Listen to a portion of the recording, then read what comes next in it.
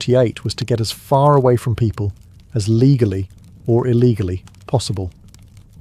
Cancel your trips, leave the market early, and if anyone says, "It's probably not that bad," that's your cue to grab your cloak and leave the city immediately. Imagine this. It's 13:49. Someone sneezes in your general direction. Do you A. politely ask if they're okay, B. offer them a clove of garlic, or C. run like your life depends on it? Because it does? Correct answer, C. Always C. Back then, no one knew what a virus was, but they did understand one thing. If someone near you started sweating, coughing, or bleeding from strange places, it was time to become a recluse. Social distancing didn't have a catchy name yet, but the survivors practiced it religiously. Plague was thought to be spread by bad air, also known as miasma. This wasn't completely accurate.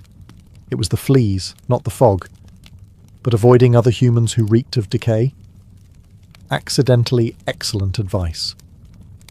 People who withdrew early, to the countryside, to a family cottage, to anywhere that wasn't full of suspicious coughing, had much better odds of making it out alive. Entire families survived by simply closing the door and not opening it until the next year. Did it strain relationships? Absolutely. Was it awkward when your cousin came knocking, begging for soup and sneezing through the keyhole? Extremely. But letting them in could mean you'd all be dead by Sunday. So, no soup for Cousin Gregory. Some nobles and wealthy families even fled their cities at the first sign of plague. The wealthy Boccaccio family, for example, packed up and left Florence, social distancing with wine, poetry, and zero peasant contact. Smart.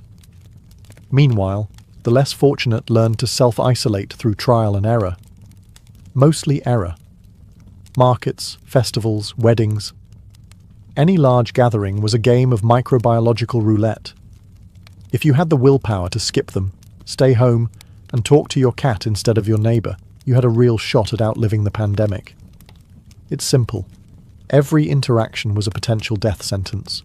And while medieval people didn't have Twitter threads about flattening the curve, they did figure out, very quickly, that fewer handshakes meant more birthdays. If you were lucky enough to survive the Black Plague, chances are you weren't doing it in velvet. Let's talk fashion. Specifically, how your wardrobe could get you killed in 1348. The medieval upper class loved long, flowing robes, fur-trimmed sleeves, and thick, ornate fabrics that said, "I have money," and "I definitely don't